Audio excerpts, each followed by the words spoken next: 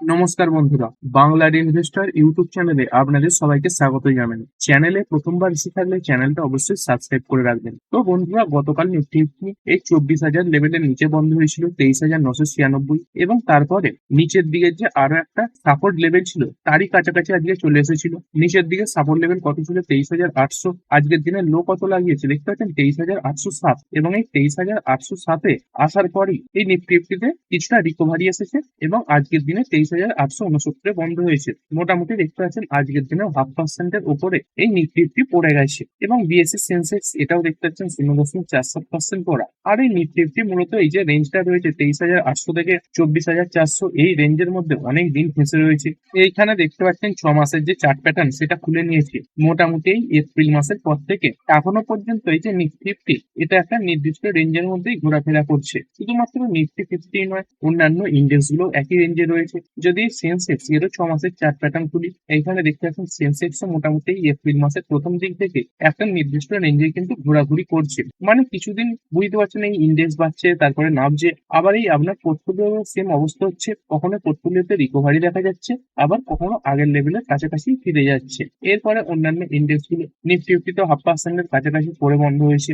Next fifty এটাও পড়েছে 0.63%। Nifty bank 0.94% পড়া। তারপরে ফাইন্যান্সিয়াল সার্ভিস 0.75% পড়েছে এবং মিড ক্যাপ সিলেক্ট এটা 1.35% পড়ে বন্ধ হয়েছে। এরপরে নিফটি 100, 200, 500 এইগুলোতে দেখতে পাচ্ছেন মোটামুটি 0.55% থেকে 0.70% পতন দেখতে পাওয়া গেছে। মিড ক্যাপ 50 করেছে 1.08%। মিড ক্যাপ 100 এটা 0.99% পড়া। এবং যদি স্মল ক্যাপের কথা বলি, স্মল ক্যাপ 100 এটা 1% ডাউন হয়েছে, আর এই স্মল ক্যাপ 50 এটাও 1%-এর কাছাকাছি পড়েছে। তো দেখতে পাচ্ছেন মেজর যে ইন্ডেক্স গুলো সেগুলো সবই প্রায় লাল নিশানের দিকে চলে গেছে। এবং ওভারঅল মার্কেট ব্রে তো আজকের দিনে খারাপ। যেখানে বাড়া শেয়ারের সংখ্যা 1155 খানা, সেখানে পড়ে যাওয়া শেয়ারের সংখ্যা কতগুলো? 2099 খানা শেয়ার পড়ার দিকে ছিল। আর এরপরে সেক্টর ওয়াইজ এই নিফটি অটো ভালো পারফর্ম করেছে। এই অটো সেক্টরে বহু কোম্পানিতে আজকে তেজি ছিল। টোটাল দেখতে পাচ্ছেন 0.70% বেড়েছে। ফাইন্যান্সিয়াল সার্ভিস হয়েছে 0.62%। এফএমসিজি 0.41% বাড়া। এবং নিফটি আইটি ফ্ল্যাটিশ টাইপে বন্ধ হয়েছে। মিডিয়াতে সামান্য তেজি ছিল।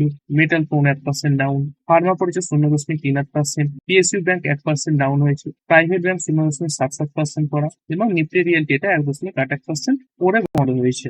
এরপরে চলুন বাজারের টপ গেনার এবং লুজার গুলো দেখে নিই। এনটিপিসি গ্রিন এনার্জি লিমিটেড আজকে 6.5%-এর কাছাকাছি বেড়েছে। এখানে কোম্পানির নাম্বার ভালো। সেলস দেখতে পাচ্ছেন 63% বেড়েছে। 680 কোটি সেলস বেড়ে 1107 কোটি হয়েছে। এবং নেট প্রফিটও ভালো এসেছে। 220 কোটি থেকে নেট প্রফিট বেড়ে হয়েছে 305 কোটি। এটা কোয়ার্টারলি বাড়া। এরপরে এইচইজি লিমিটেড 3.8% বেড়েছে। এটাও নাম্বারের কারণেই বেড়েছে।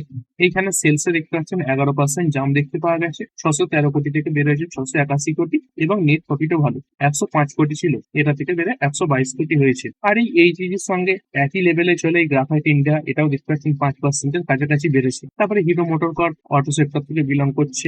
আজকে অটো সেক্টরটা দেখতে পেলেন মোটামুটি ভালো পারফর্মিং করেছে, 1% কাছাকাছি বেড়েছে। এই হিরো মোটর কর্প এটা 3.67% আপ। তারপরে আদিত্য ইনফোটেক বা সিপি প্লাস এটা 5% বেড়েছে। হোয়ারপুল অফ ইন্ডিয়া এটা 1.60% আপ। আর এরপরে যদি লুজার শেয়ার গুলো দেখি, এই সিআই অটোমোটিভ ইন্ডিয়া লিমিটেড এখানে বড় একটা ক্র্যাশ এসেছে, 11.07% পড়ে গেছে। তারপরে ইন্ডাসইন্ড ব্যাংক এটা 6%-এর উপরে পতন দেখিয়েছে। তারপরে এসআরএফ লিমিটেড দেখতে পাচ্ছেন 8.53% পড়া। এইখানে যদি কোম্পানির নাম্বার দেখেন, কোম্পানির নাম্বার কিন্তু ভালো এসেছে। দেখতে পাচ্ছেন কোম্পানির কোয়ার্টার 1-এর যে প্রফিট এটা রেকর্ড হাইস্ট জায়গাতে এসেছে। এবং তারই সঙ্গে সঙ্গে এই যে রেভিনিউ এটাও ভালো এসেছে। কিসের কারণে? দেখতে পাচ্ছেন strong chemicals and films performance. কোম্পানির প্রফিট আফটার ট্যাক্স এটা দেখতে পাচ্ছেন 76% বেড়ে গেছে, কারণ কোম্পানির এই যে বিজনেস মোমেন্টাম এটা স্ট্রং রয়েছে। তা সত্ত্বেও এই স্টকটা কেন আজকের দিনে 8.53% পড়ে গেল? এই কোম্পানির একটা কমেন্ট্রিতেই এই স্টকে এত বড় পতন এসেছে। কোম্পানি কি বলছেন দেখতে পাচ্ছেন, one remark that sent this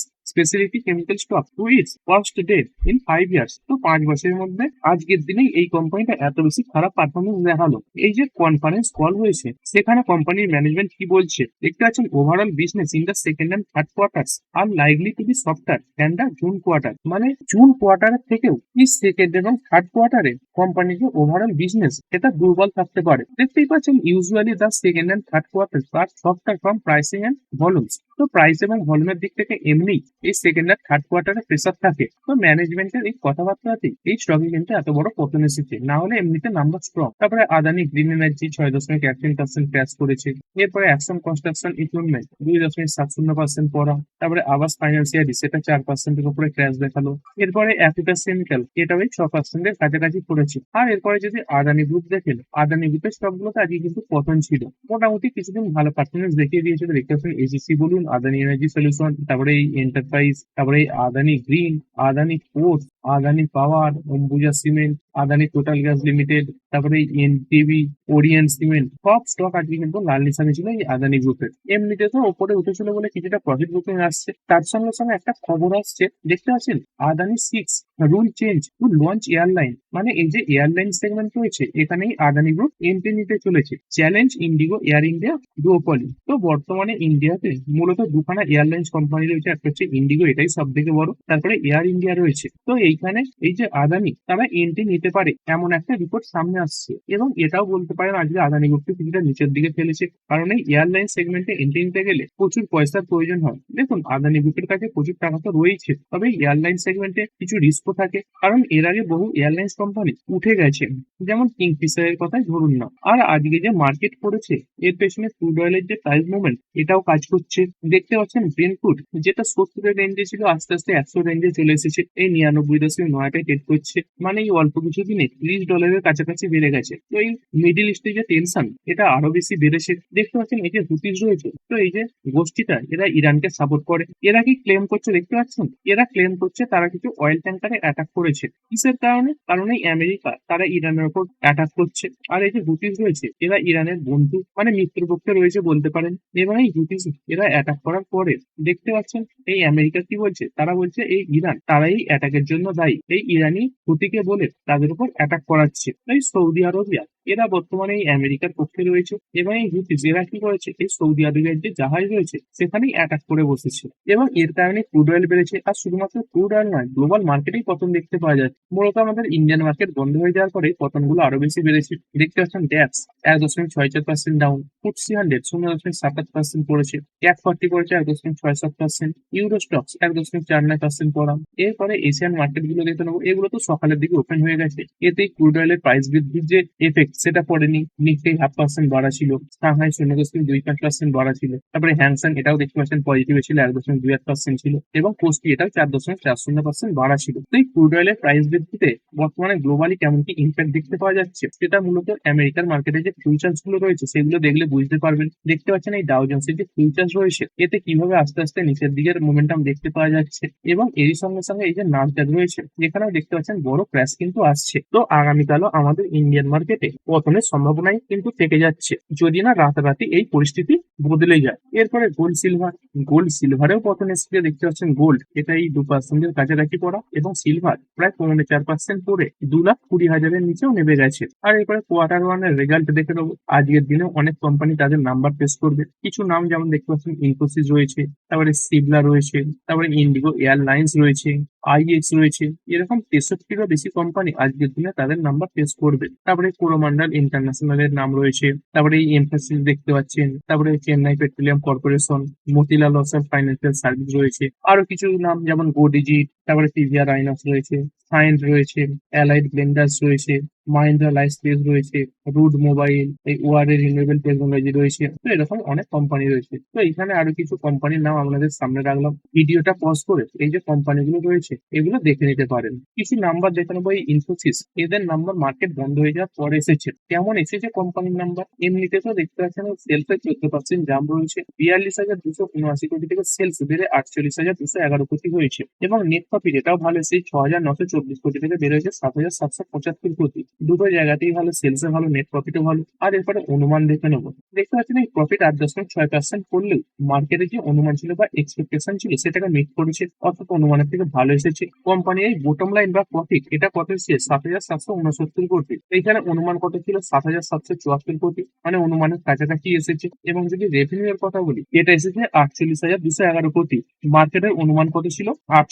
222 কোটি আসবে। তো ইনলাইন এসেছে এই নাম্বারগুলো। এছাড়া দেখতে পাচ্ছেন এই কোম্পানি এই আশিস কুমার দাস এনাকে এই সিইও পদের জন্য বহাল করেছে। তবে এখানে কোম্পানির নেট প্রফিট যদি দেখেন কোয়ার্টারলি কিন্তু পড়ে গেছে। আর এই কোয়ার্টারলি নেট প্রফিট পড়ে যাওয়ার কারণে দেখতে পাচ্ছেন এই কোম্পানি এই ডিভিডেন্ড অ্যানাউন্সমেন্টের যে ব্যাপারটা সেটাকে এড়িয়ে গেছে, অর্থাৎ এবারে কোম্পানি ডিভিডেন্ডের ব্যাপারে ঘোষণা করেনি। এছাড়াও এই কোম্পানি কি বলছে দেখতে পাচ্ছেন, এই অক্টোবর মাস থেকে তারা তাদের যে কর্মচারী রয়েছে তাদের এই যে স্যালারি সেটা বাড়াবে। এছাড়াও দেখতে পাচ্ছেন 20,000 নতুন ফ্রেশার্সকে তারা হায়ার করবে, অর্থাৎ অনেক লোককে নিযুক্ত তারা করবে। তো এই স্যালারি হাইক করবে মানে কি, মানে হচ্ছে কোম্পানির যে প্রফিট সেখানে প্রেসার পড়বে, কারণ এই যে এক্সপেন্সেস সেটা বাড়বে। এছাড়াও এই যে ফ্রেশার হায়ার করবে তো প্রথম দিকে এখানেও যে খরচা সেটা কিন্তু এক ধাক্কায় অনেকটাই বাড়বে। মোটামুটি কিছু জিনিস পজিটিভ ছিল, কিছু জিনিস নেগেটিভ ছিল, এবং মার্কেট সব থেকে নেগেটিভ ভাবে কোনটাকে নিয়েছে দেখতে পাচ্ছেন এই কোম্পানি তাদের এই যে গাইডেন্স যেটা সামনে রেখেছিল আগে সেটাকে ন্যারো বা কমিয়ে দিয়েছে। কত রেখেছে দেখতে পাচ্ছেন 1.5% টু 3.0%। তো এটা একটা আপার গাইড থাকে এবং নিচের দিকের গাইড থাকে। নিচের দিকে 1.5% এর লক্ষ্য রয়েছে এবং ওপর দিকে 3.0% এর লক্ষ্য রয়েছে। তো আগে কোম্পানি কি বলেছিল দেখতে পাচ্ছেন, আর্লিয়ার রেঞ্জ কি ছিল 1.5% টু 3.5%, অর্থাৎ আপার সাইডের যে রেঞ্জ যেটা দেখেছিল 3.5% গ্রোথ গাইডেন্স থাকতে পারে সেটা কমিয়ে 3.0% করে দিয়েছে, এবং এটাকেই মূলত মার্কেট খারাপ ভাবে নিয়েছে। তো কিভাবে বলছি মার্কেট খারাপ ভাবে নিয়েছে, এই নাম্বার তো মার্কেট বন্ধ হয়ে যাওয়ার পরে এসেছে, কারণ এই ইনফোসিসের যে এডিআর রয়েছে এটা আমেরিকান মার্কেটে ট্রেড করছে। তো দেখতে পাচ্ছেন সেই ইনফোসিসের এডিআরে এই মুহূর্তে 4.5%-এর উপরে পতন দেখতে পাওয়া যাচ্ছে। তো এরকম পতন যদি আগামীকাল আমাদের ইন্ডিয়ান মার্কেটের যে ইনফোসিস রয়েছে সেখানে পড়ে, তাহলে কিন্তু এই ইনফোসিসের মতো কোম্পানি নিফটি ফিফটিতে বড় প্রেসার তৈরি করে দিতে পারে। এরপরের কোম্পানি ইন্টারগ্লোব এভিয়েশন 1.57% আজকে টোটাল করেছে। এখানে কোম্পানির নাম্বার কেমন এসেছে, সেলসে দেখতে পাচ্ছেন 20% জাম্প, 20,496 কোটি থেকে বেড়েছে 24,583 কোটি। মানে কি বুঝতে পারছেন, এই রেভিনিউ মানে টোটাল যে ইনকাম সেটা তো বেড়েছে, প্যাসেঞ্জারের সংখ্যাও বেড়েছে,